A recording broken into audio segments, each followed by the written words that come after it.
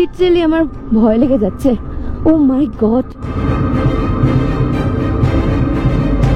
ও sheet, একটা scooty আসছে আবার। পনির, রসগোল্লা, প্রাইস আছে 100 টাকা। সমস্ত গাড়ি ওখানে আটকে দিচ্ছে। দেখা যাক। রাতের বেলার যে ব্যাপারটা, এটা একদমই ইজি নয়। যদি কোনো আরো বেশি ফিমেল রাইডার, হাল ছেড়ে দিলাম, মানে শেষ পর্যন্ত আর পারলাম না। তো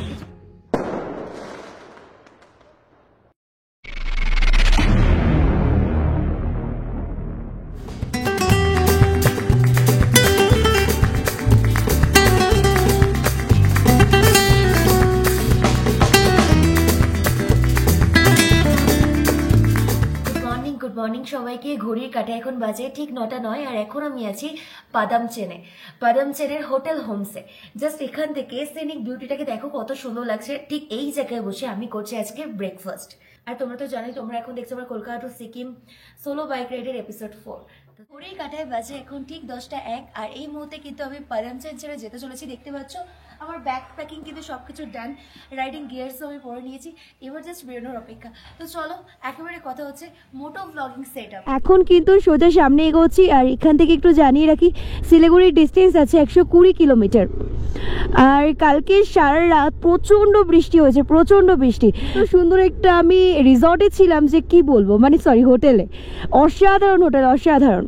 তোমরা তো ড্রোন শুট দেখেইছো, কেমন লাগলো নিশ্চয়ই জানিও। একটা জায়গা থেকে ছেড়ে যাওয়ার সময় প্রতিবারই কিন্তু অনেক কষ্ট হলেও এবারে কষ্টটা তুলনামূলকভাবে অনেকটাই কম, কারণ আমি কোনো জায়গাতেই একদিনের বেশি থাকি। সিকিমের এই রাস্তায় এই পরিবেশ আমার ভীষণই ভালো লেগেছে। আর সব থেকে বেশি যেটা ভালো লাগে সেটা হচ্ছে এই পাহাড়ি অঞ্চলের মানুষগুলো এত কর্মঠ হয়, এটা সত্যি মানে ভীষণই ভালো, ভীষণই ভালো। গাছপালা সবকিছু সমৃদ্ধ, এই যে আসল সিনিক ভিউগুলো, এগুলো আলাদাই সিনিক বিউটি ভাই, আলাদা ভাই। এখানকার রাস্তার কন্ডিশনটা একবার তোমরা চেক আউট করো, লিটারালি আমার ভয় লেগে যাচ্ছে। ও মাই গড, দেখো ভয়কে তো জয় করতে হবেই, কিন্তু ভিউটা কিন্তু ততটাই সুন্দর। মানে যেখানে যত বেশি খারাপ রাস্তা বা খারাপ কিছু, সেখানে কিন্তু তত বেশি সিনিক বিউটি আছে। সেফলি আমার গাড়িকে নিয়ে, মানে আমার বাইককে নিয়ে, সাথে আমি বাড়ি যতক্ষণ আমি রিচ করব ততক্ষণ বলতেই পারবো না হ্যাঁ আমি একটা সাকসেসফুল রাইড করেছি, বা সাকসেসফুল ভাবে কিন্তু আমার স্বপ্নটাকে পূরণ করেছি। মা তুমি চিন্তা করো না, আমি আসছি। তো এখানে কিন্তু জিপ লাইন আছে, এখানে জিপ লাইন করে, আর এই ঝর্ণাটা কি সুন্দর লাগছে। ও মাই গড, এখানে অনেক ট্যুরিস্টদের ভিড় জমে গেছে। তবে রাস্তার কন্ডিশন খুব একটা ভালো নয়, যে রাস্তার অবস্থা দেখো। ও গড, এখনো কিন্তু জুলুকের মধ্যেই আছে, এরপরে পড়বে রংলি, তারপরে কিন্তু আছে সিলারি ভিলেজ, আর দেন কিন্তু পড়বে নাওরা ভিলেজ। একটার পর একটা স্টেপ কিন্তু এগোচ্ছি। তবে রাস্তার কন্ডিশন দেখে হালকা ভয় লাগছে। তবে বস, এত সহজে হার মারার মেয়ে আমি একদমই নয়, একদমই না। রাস্তার কন্ডিশন দেখে মনে হচ্ছে এই হয়তো আমি স্কিপ মারবে, আমার গাড়ির চাকা এই হয়তো মারবে, কিন্তু ফাইনালি ট্যাকেল করে উঠে যাচ্ছি, সবটাই তোমাদের আশীর্বাদে। কি মায়া ভরা এই পাহাড়ের ভিউ, পাহাড়ি জায়গাগুলো সত্যি অনেক মায়াবী, অত্যন্ত সুন্দর লাগছে। ও মাই গড, মায়াবী চোখে এইভাবেই কিন্তু পাহাড় বারে বারে আমাদের প্রত্যেকটা রাইডার, প্রত্যেকটা ভ্রমণ প্রিয় মানুষদেরকে হাতছানি দেয়, কি তাই তো বাস। রংলি কিন্তু এখান থেকে ডিস্টেন্স আছে 10 কিলোমিটার, পিডং এর 43 কিলোমিটার, আলাগড়ের 52 কিলোমিটার, আর কালিম্পং আছে 75 কিলোমিটার দূরে। এখন কিন্তু আমি আস্তে আস্তে সিকিম ছেড়ে বেঙ্গলের দিকে পাড়ি দিচ্ছি, বাট এবার রোডের অবস্থাটা আরও খারাপ ভাই। এগুলো দেখে যেন হার্টবিট আমার বাড়ে, সত্যি বলছি। হ্যাঁ আমি ভয় পাই না, তবে দেখে তো মানুষের এটা ভয় লাগেই, তাই না? তো দেখে সত্যিই ভয় লাগে, মানে এপারে এরকম অবস্থা আর ওপারে খাত, পড়লে তো জীবনটাই শেষ, এরকম একটা ব্যাপার। এই দেখো, এই যে গ্ল্যামারটা যাচ্ছে না, এটা তাহলে গল্প বলি। এই গ্ল্যামারের সাথে কিন্তু কাল আমার বাবা মন্দিরেও দেখা হয়েছে। এই গ্ল্যামারটা মানে উনি যেরকম বললেন, উনি এই শুধু যে সিকিম এসেছেন তা নয়, উনি অনেক জায়গাতেই ঘুরেছেন, ইভেন ওনার গ্ল্যামার বাইকটাকে নিয়েই ঘুরেছেন। তো রিয়েলি হ্যাটস অফ ভাই। এটাই তোমাদেরকে বলতে চাই যে দেখো, মনের ইচ্ছা আর অদম্য জেদ আর লক্ষ্য যদি স্থির থাকে, তোমার দ্বারা সব কিছুই সম্ভব। তুমি কিন্তু ঢুকে পড়েছি রংলিতে, আর তোমাদেরকে বলে রাখি রংলিতে কিন্তু অনেক মার্কেট আছে, আর যে মার্কেটে কিন্তু অনেক চিপেস্ট প্রাইসে সব কিছু পাওয়া যায়। তোমরা এখান থেকে চাইলে শপিং বাগেরা এগুলো কিন্তু করতে পারো। এখানটা বেশ কিন্তু জনবহুলমূলক এলাকা, এটা দেখো চারিদিকে কত ভিড়, মানুষের ভিড়, আর দোকানপাট কিন্তু সব কিছুই আছে রংলিতে। যারা তোমরা এই প্লেস থেকে যাবে মনে করছো ওপরে, তারা কিন্তু এখান থেকে যে কোনো বাইক রেন্টে নিতে পারো অথবা গাড়ি ভাড়াও কিন্তু করে নিতে পারো, দেন কিন্তু ওপরে উঠতে পারো। আর তোমাদেরকে জানিয়ে রাখি, এই রংলি থেকে বা এই রংলি মার্কেটটা থেকে কিন্তু সিলেরি গাঁও যেটা আছে তার ডিস্টেন্স আছে 43 কিলোমিটার্স। ব্যাস, থ্যাঙ্কস লেখাটা দেখতেই পাচ্ছ। চলো গাইস, পুরোপুরি কিন্তু সিকিম থেকে বেরিয়ে গেলাম। এখানকার প্রাকৃতিক যে নেচার ভিউটা সেটা একবার দেখো, চারিপাশটা কিন্তু গাছে গাছে একদম আবদ্ধ করে রেখেছে আর ফুললি একটা রিফ্রেশমেন্ট দিয়েছে। জাস্ট ভিউটা দেখো, ও হো, স্বর্গীয় লোক, স্বর্গীয় লোক, ক্যা বাত হ্যাঁ, ক্যা বাত। আমার সামনের চাকা এমনিই গেছে, তার ওপর যদি হয় এরকম রাস্তা। অলরেডি অনেক বাজে বাজে রাস্তা দিয়েছি, তার মধ্যে অনেক ক্লিপ তো আমার গেছে গোল্লায়, যেটা বললাম তোমাদেরকে গোবর হ্যাঙের কারণে। যাই হোক, সামনের চাকাটা কিন্তু আমার অত্যন্ত স্লিপ হয়ে গেছে, বাড়ি গিয়ে আগে চেঞ্জ করতে হবে, নাহলে এটা নিয়ে আর কোনো রাইড করা অসম্ভব ব্যাপার। সেটা মোটামুটি 2-3 কিলোমিটার এরকমই রাস্তা দিয়ে যাচ্ছি আমি। খেলার মাঠ, পার্ক সব কিছু আছে। আচ্ছা, সামনে একটা গাড়ি ছিল, রাস্তাটা অত্যন্ত সরু। ও ভাই, কত বাইকার আসছে দেখো। ও মাই গড, শুধু বাইকারের ভিড় আর বাইকারের ভিড়, আলাদাই। সব হাই সিসির বাইক, ভাই হাই সিসির বাইক। ঘড়িতে এখন বাজে 12টা, আর এই মুহূর্তে কিন্তু শিলিগুড়ি থেকে ওই 80 কিলোমিটার্স মতো দূরে আছি, বাট এখানে কিন্তু রাস্তাটা বন্ধ আছে। এখানে লেখা আছে দেখো, পাকিয়ং যাচ্ছে একদমই আমার রাইট সাইডে, আর রংপুর যাচ্ছে আমার লেফট সাইডে। তো আমায় কিন্তু রংপুর রাস্তাটা ধরে নিতে হবে শিলিগুড়ি যেতে গেলে। সমস্ত গাড়ি ওখানে আটকে দিচ্ছে, দেখা যাক কি হয় না হয়, সবটাই তোমাদেরকে আপডেট করবো। দেখি আর করা যাবে, আমাকে এখন এই সুন্দর ভিউটা এনজয় করতে হবে। এই যে দেখো কি দারুণ লাগছে না। এখানে একটা দেখো দোকান আছে, মানে একদম রোডের পাশে, মেন রোডের পাশে যেখানে দাঁড়িয়ে আছি সেখানে। তো আমি অর্ডার দিলাম একটা মোমো, খেয়ে খেয়ে আমি টাইমটা কাটিয়ে দেবো, কারণ খেতে আমার অনেক ভালো লাগে। Thank you. তো এই যে মোমো চলে এসছে, 50 টাকায় 8 পিস মোমো।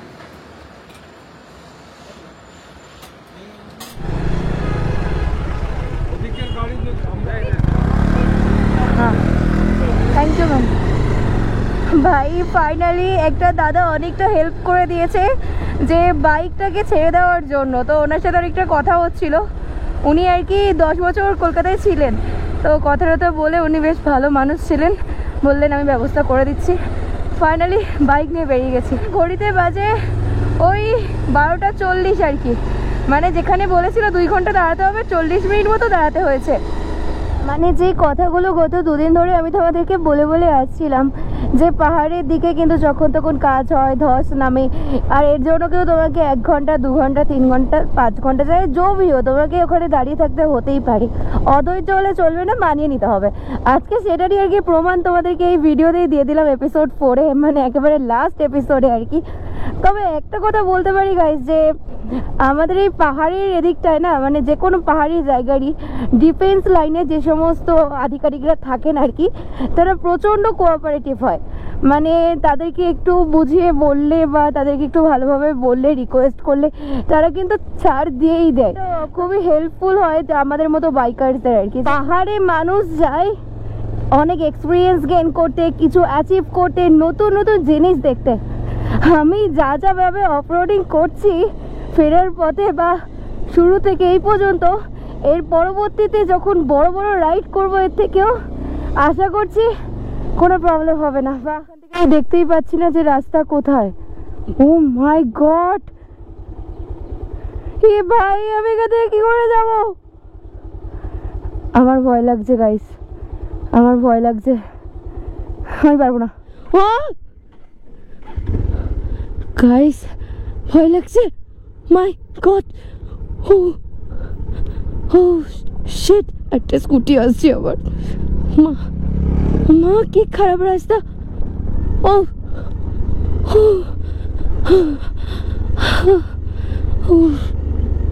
ভাই আমার সত্যি অনেক ভয় লেগেছিল, কি বাজে রাস্তা। নিচে বললে আমি এতক্ষণে পথা মানে ছবি হয়ে যেতাম গাইস, ছবি। ভগবান ভগবান, খুব রক্ষা করো আমায়, মাই গড। আসলে এই জায়গায় এই কাজের জন্যই গাড়ি আসতে দিচ্ছিল না।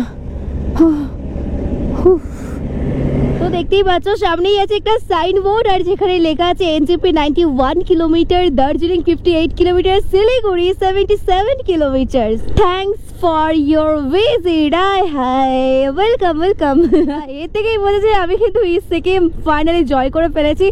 ইস্ট সিকিম মানে আমি অ্যাচিভ করে ফেলেছি ইস্ট সিকিমটাকে। বেশ অনেকটা পথই ভালো ফাঁকায় ফাঁকায় এসেছিলাম, কিন্তু গাইস শিলিগুড়ি ঢোকার আবার ঠিক 55 কিলোমিটার আগে কিন্তু এরকমই জ্যাম শুরু হয়ে গেছে। মানে লাস্ট যেদিন আমি সিকিমে যাচ্ছিলাম তখন এই রাস্তাটায় আমি ভিডিও করেছি, আর আজকে এই রাস্তাটার অবস্থাটা একবার জাস্ট চেক আউট করো। জেসিবি দিয়ে পাথরগুলোকে নিচের দিকে ফেলছে আর এই কারণে পুরো রাস্তার জ্যাম। ও ভগবান, আর কত কত পরীক্ষা নেবে। কাজটা একটুকুনি করে করি থামিয়ে রাখছে, তারপর একটু করে গাড়ি ছাড়ছে। এদিকে দেখো পুরো নদীটার ওপরেই কাজ হচ্ছে। এবার তাও একটু ফাঁকা পেয়েছি, তো চলো টান টান বেরিয়ে যাই ভাই। এই জায়গাটার ভিউ প্লাস রাস্তার অবস্থা দেখো, মাই গড আমার গাড়িতে একদম পাম্প নেই। মানে ওফ কি বলবো, মানে গাড়িটা দেখো আটকে আটকে যাচ্ছে মিডিলে। हे भाई कहाँ से कहाँ चला है। सुंदर सुंदर नज़ारा दिख रही थी, यहाँ पे तो আজব বেজ্জতি হয়ে গই। এই প্লেস থেকে কিন্তু শিলিগুড়ির ডিস্টেন্স আছে 22 কিলোমিটার। ঘুরতে বাজে 4:39 আর এখন আমি আছি শিলিগুড়িতে। এখানে কিছু কাজ আছে, এই কাজটা মিটিয়ে আমি ডিরেক্ট কিন্তু আবার আমার সামনে মানে আমার বাড়ির দিকে রওনা দেবো। আমি এসেছি লাঞ্চ করতে, জাস্ট সবে মাত্র কিন্তু শিলিগুড়ির যেটা দরকার ছিল, যে কাজটা ছিল সেটা মিটিয়েছি। চলে এসেছি আমার পছন্দের বিরিয়ানি, আর তার সাথে আমার বিরিয়ানি স্পেশাল লেগ পিস। আহা, বিরিয়ানির চালটা দেখো পুরো ঝরে ঝরে পড়ছে। এই খেতে এসে কিন্তু আমি একটা চ্যালেঞ্জ নিয়ে ফেলেছি, পুরো 600 কিলোমিটার নন স্টপ রাইড করে কিন্তু আজ আমি শিলিগুড়ি থেকে বাড়ি যেতে চলেছি। মানে অ্যাকচুয়াল কিন্তু সিকিম থেকে বাড়ি পর্যন্ত যাচ্ছি আমি, মানে নন স্টপ 700-800 কিলোমিটার রাইড আমি করছি। অনেকটাই বেশি চ্যালেঞ্জিং হতে চলেছে আমার জন্য। আশা করছি আমি পারবো, তোমরা সবাই সাথে থেকেও যেন সত্যি আমি পারি। জানি না মাথায় আমার কি ভূত চেপেছে, আমি এখন কি শুরু করেছি। যাই হোক, এখান থেকে কিন্তু বাগডোগরার ডিস্টেন্স আছে 12 কিলোমিটার, কলকাতা 578 কিলোমিটার। কি বাত ভাই, এখন আমি 578 কিলোমিটার আরো বাইক রাইড করবো। কলকাতা 578 কিলোমিটার, তার মানে আমার বাড়ি কিন্তু 630-40 এরকম হয়ে যাবে। ঠিক আছে, আসলে কি জানো তো, বরাবরই আমি নিজের সাথে টার্গেট নিতে খুব পছন্দ করি। টার্গেট নেওয়া, টার্গেটটাকে তারপরে অ্যাচিভ করার মধ্যে আলাদাই একটা ভালো লাগা আছে। আমি জানি না তোমরা কে কে আমার মতো মেন্টালিটি থেকে বিলং করো, বাট আমার মেন্টালিটিতে এরকম। ডিরেক্ট সিকিম থেকে কলকাতা, ভাবা যায়? क्या बात। আবার সন্ধে সন্ধে হয়ে গেছে, বাট আকাশটা কিন্তু খুব সুন্দর লাগছে এখন।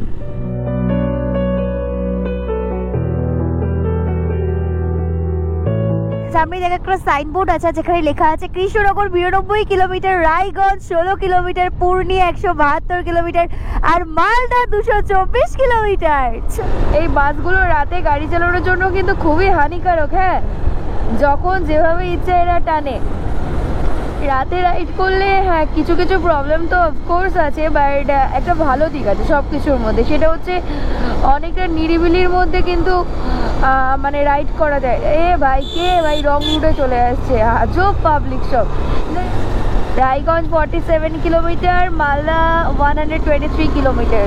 আমি জানি না তোমরা কতটা শুনতে পাচ্ছ, বিকজ আমার এখানে তো আমি বললামই যে ভাইজার খুলে দিয়েছি আমি। রাতের বেলা রাইড করার কিন্তু আলাদা মজা আছে। হ্যাঁ, অনেকে এখন কমেন্ট করতে পারো যে তোমার কি ভয় টয় লাগে না। দেখো বস, আমি এত ভয় টয় পাই না। ভাগ্যে যা আছে তার থেকে একটুও কমও হবে না, একটুও বেশি হবে না, যা হবে দেখে নিতে হবে, কিছু করার নেই। রাস্তার সৌন্দর্যটা দেখো আর ফিল নাও, আলাদাই আলাদাই। মধ্যে তো একদমই মালদার কাছাকাছি আছি, মালদা রায়গঞ্জ। তোমরা যদি কেউ মালদা বা রায়গঞ্জ থেকে আমার ভিডিওটা দেখো তাহলে অবশ্যই কমেন্ট সেকশনে কমেন্ট করে জানিও। আর সাথে কিন্তু লিখে দিও আই লাভ রায়গঞ্জ, যারা রায়গঞ্জ থেকে দেখছো, আর যারা মালদা থেকে দেখছো লিখে দিও আই লাভ মালদা। ঘড়ির কাঁটায় এখন বাজে ঠিক 9:42 আর এই মুহূর্তে আমি এরকম একটা জায়গায়, মানে একদম মেন রোডের পাশে এই যে একটা রেস্টুরেন্ট ছিল, এখানে চলে এসেছি ডিনার করার জন্য। টানা 8 ঘন্টা ওয়েট করার পর চাউমিনটা এসছে, তো চলো টেস্ট করা যাক। খাওয়া দাওয়া কমপ্লিট হয়ে গেছে, প্লেট পুরো ফাঁকা, এবার জাস্ট বেরোতে হবে। রাতে রাইড করা এতটাও কিন্তু মানে কি বলবো ইজি ব্যাপার না। আরও বেশি যারা সোলো রাইড করে, যে সমস্ত ফিমেল রেডি বাইকাররা, তাদেরকে বলবো অত্যন্ত সাবধানতার সাথে কিন্তু বাইক রাইড করো। রাতে যে প্রবলেমটা বেশি হয়, যেরকম খেয়ে নিলাম না, এবার আমার খালি ঘুম পাবে, খালি ঘুম পাবে, কি যে বোরিং ব্যাপার। তো অলমোস্ট 10টা বাজে যায়, এখনও আমি পূর্ণিয়া থেকে 50 কিলোমিটার্স মতো দূরে আছি। খাওয়া দাওয়া কমপ্লিট করে ফুল অফ এনার্জির সাথে বেরিয়ে পড়েছি। ওই সামনে থেকে তো আর কিছুই দেখা যাচ্ছে না, মানে এতটাই খারাপ অবস্থা। মালদা 131 কিলোমিটার্সে আছে, রায়গঞ্জ 51 কিলোমিটার্স, আর পূর্ণিয়া আছে 43 কিলোমিটার্স দূরে। এবার বিশ্বাস করো আমার শরীর আর টানছে না, তাই আমি হোটেল খুঁজছি। অলরেডি একটা হোটেল দেখতে পেয়েছি, তো চলো দেখি কি হয়। বাজে ঠিক 11:47, আর জাস্ট দেখো আমার পেছনে এই হোটেলটা কিন্তু আমি পেয়েছি। আর এই যে আমার গাড়ি এখানে রাখা আছে। তো আর পারছিলাম না, মানে দেখো নিজের ওপর জোর দিলে দেওয়া যায়, বাট গাড়িটার উপর অনেকটা প্রেশার পড়ে যাচ্ছে। সিকিম থেকে একেবারে বাড়ি প্রায় 900 কিলোমিটারের কাছাকাছি, 850-900 কিলোমিটারের কাছাকাছি। এটা এতটাও ইজি ব্যাপার একদমই নয়। দ্যাটস ওয়াই আমার মনে হলো গাড়িটাকেও একটু রেস্ট দেওয়া দরকার। আর আমার চোখ মুখের অবস্থা থেকে বুঝতে পারছো আমিও অনেক বিধ্বস্ত হয়ে গেছি, মানে হাল ছেড়ে দিলাম, মানে শেষ পর্যন্ত হার পারলাম না। তো কিছু কিছু জায়গায় নিজের টার্গেট, নিজের অ্যাচিভমেন্ট এগুলোকে একটু দূরে সরিয়ে ভালোটা ভাবতে হয়। নিজের ভালো পাগলেও বোঝে। এই হচ্ছে দেখো রুম, এত বড় একটা বেড, একটা বড় আয়না, এদিকে একটা ওয়ার্ড্রব আছে। এবার তোমাদেরকে এই রুমটার প্রাইস বলে দিই। এই রুমটা মাত্র 600 টাকা নিয়েছে, মাত্র 600। যেহেতু অনেকটা রাত হয়ে গেছিলো, বলছিল 1000 সেই জায়গা থেকে আমি বার্গেনিং করে এটাকে 600 টাকায় করেছি, বুঝতে পারছো? তা চলো আমি তাহলে এবার একটু ফ্রেশ হয়ে শুয়ে পড়ি, সকালে আবার দেখা হচ্ছে তোমাদের সবার সাথে। ঘড়ি কাটা এখন ঠিক সকাল 10:43, আর এই মুহূর্তে কিন্তু আমি একদম রেডি হয়ে গেছি। আর তোমরা তো জানো আমি রায়গঞ্জে ছিলাম। তো এদিকে দেখো আমার গাড়িতে কিন্তু লাগেজ প্যাকও কমপ্লিট। তো চলো এবার তাহলে রওনা দেওয়া যাক কলকাতার দিকে। একজন ভাইয়ের সাথে দেখা হলো আর কি, যে বললো যে আমার ব্লগ দেখে এবং সে বললো এই জায়গাটার নাম টুঙ্গি দিঘি। তো সিরিয়াসলি এই রায়গঞ্জ মালদা থেকে আমি এত ভালোবাসার মানুষ পেয়েছি, আসতে যেতে এত মানুষের সাথে কথা বলেছি, যেটা ভীষণই ভালো লেগেছে। থ্যাংক ইউ সো মাচ এতটা ভালোবাসা দেওয়ার জন্য মালদা বাসিন্দাদের এবং রায়গঞ্জের সমস্ত বাসিন্দাদের। তার সাথে কৃষ্ণনগরও কিন্তু বাদ থাকেনি, কৃষ্ণনগরে অনেক দাদা ভাইরা কিন্তু অনেকটা সাপোর্ট করেছে, অনেক ভালোবাসা দিয়েছে। এভাবে ভালোবাসা দিয়েছেও। আর যারা এই মুহূর্তে রায়গঞ্জের আশেপাশ থেকে ব্লগটা দেখছো, কমেন্ট করে একটু জানিও আমায়। তো যদি কখনো মনে হয় যে আমার এই জায়গাটা থেমে যাওয়া উচিত, তখনই তোমাদের ভালোবাসাগুলো আমার মনে পড়ে যায়। দেন মনে হয় না আমাকে থামলে চলবে না, আমাকে অনেকটা এগোতে হবে, তোমাদেরকে সাথে নিয়ে এগোতে হবে। এক্স্যাক্ট এই প্লেসটার নাম কিন্তু বিহিনগর, আর স্ট্রেট চলে যাচ্ছে রায়গঞ্জ। একটু রেস্ট নিলে না শরীর টরীর সব সুস্থ হয়ে যায়। আমি তোমাদেরকে বলবো কখনো টার্গেট নিয়েছো বলে টার্গেটটাকে কমপ্লিট করতেই হবে, যেরকম আমি করেছিলাম দেখলে। এটা কিন্তু কখনো করতে দেও না, হ্যাঁ, তাহলে কিন্তু ভাই প্রচুর পস্তাতে হবে। সারা রাত গাড়ি চালানো যে কি কষ্ট। এটা আমার দার্জিলিং রাইডে তোমরা যারা ভিডিওটা দেখেছো তারা নিশ্চয়ই জানবে যে আমি টানা দার্জিলিংয়ের মিরিক থেকে ঘুরে, নেপাল থেকে ঘুরে ডিরেক্ট আমি কিন্তু বাড়ি ফিরেছিলাম। সারাটা রাত, মানে 24 ঘন্টা অলমোস্ট আমি বাইক চালিয়েছিলাম। তো সেই জায়গা থেকে এবারে কিন্তু পারিনি, কারণ সিকিমের রাস্তাটা খুব টাফ। হতে পারে হয়তো চালিয়েছিলাম 200-250 কিলোমিটার, কিন্তু এতটাই রাস্তা খারাপ কন্ডিশন যে সেই 200-250 কিলোমিটারটা কিন্তু অ্যাকচুয়ালি 500 কিলোমিটারের সমান। এই মুহূর্তে একদমই কিন্তু আছি বোতলবাড়ি বাইপাসে। এই নামটা সত্যি বলতে আমার কাছে অনেক পরিচিত হয়ে গেছে কয়েকটা দিনে। তো এই বোতলবাড়ি বাইপাস থেকে যদি তোমরা কেউ আমার এই ব্লগটা আজকে দেখে থাকো, তাহলে ডেফিনেটলি কমেন্ট সেকশনে একটা কমেন্ট করে জানিও। বিশেষ করে ওয়েদারটা অনেক ভালো আছে, এই জন্য রাইড করতে খুব ভালো লাগছে। চারপাশে শুধু সবুজায়নে ঘেরা, কি দুর্ধর্ষ সুন্দর লাগছে দেখো। তার সাথে রাস্তার কথা আর কি বলবো, দেখতেই পাচ্ছ অতীব সুন্দর রাস্তা। যে এক্সাক্ট লোকেশনটাই হচ্ছে কিষানগঞ্জ, আর এই লোকেশন থেকে ফারাক্কার ডিস্টেন্স আছে 98 কিলোমিটার, আর মালদার ডিস্টেন্স আছে 47 কিলোমিটার। যত কলকাতার দিকে যাচ্ছি ততই যেন আনন্দ লাগছে। অ্যাকচুয়ালি যার বাড়ি যেরকমই হোক না কেন, হোক না মাটির বাড়ি, হোক না রাজপ্রাসাদ, অ্যালবেস্টারের বাড়ি, টিনের বাড়ি, ডাজ নট ম্যাটার, বাট বাড়ি প্রত্যেকটা মানুষের কাছে তার বাড়িটা কিন্তু মানে অনেক পছন্দের, অনেক ভালোবাসার একটা স্থান। তো বাড়ি যাওয়ার খুশি তো আমার মধ্যে হচ্ছেই। আর ভাবছি মা কত কি রান্না করে রাখবে, গিয়ে কতক্ষণে সেগুলো খাবো। একদমই এখন আছি মালদা ডিস্ট্রিক্টে, আর জাস্ট আর কিছুক্ষণের মধ্যেই কিন্তু ঢুকবো মালদা বাইপাসে।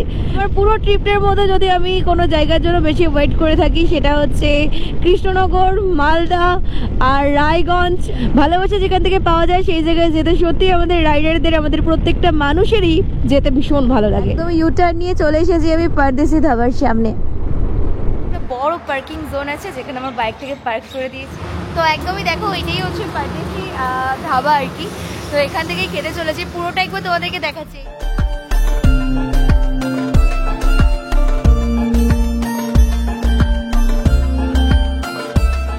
কিছু মিলিয়ে মিশিয়ে আমার এই পারদেসি ধাবা কিন্তু জাস্ট অসাধারণ লেগেছে, মানে জাস্ট বিউটিফুল।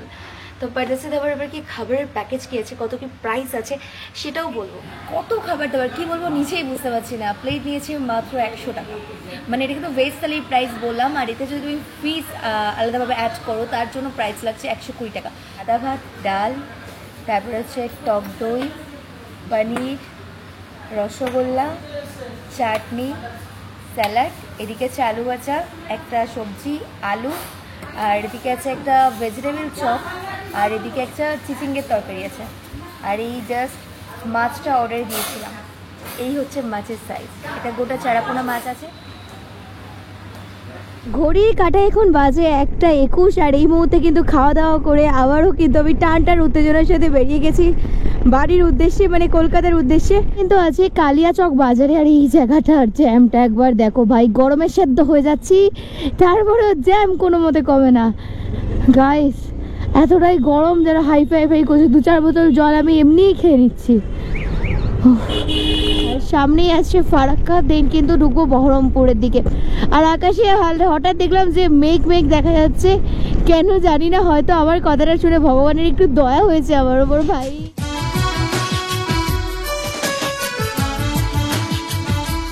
ঘড়িতে এখন বাজে 2:42, আর এই মুহূর্তে আমি কিন্তু উঠে পড়েছি ফারাক্কা ব্রিজে।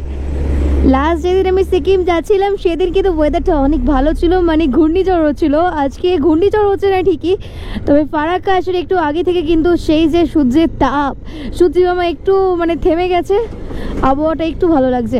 দার্জিলিং থেকে ফেরার সময় আমি দেখেছিলাম এই ফারাক্কা ব্রিজের পাশে যে রেল লাইন, এখান থেকে কিন্তু ট্রেন যাচ্ছে, বাট আনফর্চুনেটলি এবারে আমি এরকম কোনো দৃশ্য দেখতে পাইনি, না যাওয়ার দিন না ফেরার দিন। একটু আগেই তোমাদেরকে বললাম যে এবারে আমি কিন্তু ট্রেনে দেখা পাইনি। ফাইনালি আমি এখন ফারাক্কা ব্রিজের একদম শেষ প্রান্তে চলে এসেছি, আর হঠাৎ করে দেখলাম ট্রেন যাচ্ছে।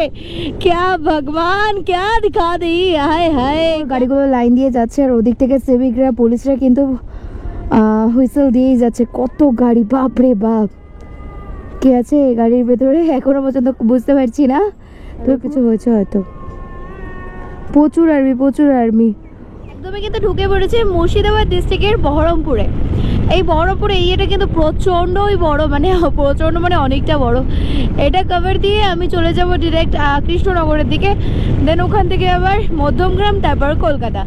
বেশ অনেক কটা দিনই হয়েছে আমি তো বাড়িতে নেই, আমি জানিও না এখানে কি হয়েছে না হয়েছে, বাট আমি যখন আজকে ফিরছি বা যখন ওখানে ছিলাম সিকিমে, তখনও দেখছিলাম ফেসবুক যেটুকু নেট পেয়েছি যে ওখানে প্রচুর ঝামেলা হচ্ছে, পুলিশরা সব কিছু কন্ট্রোল করছে।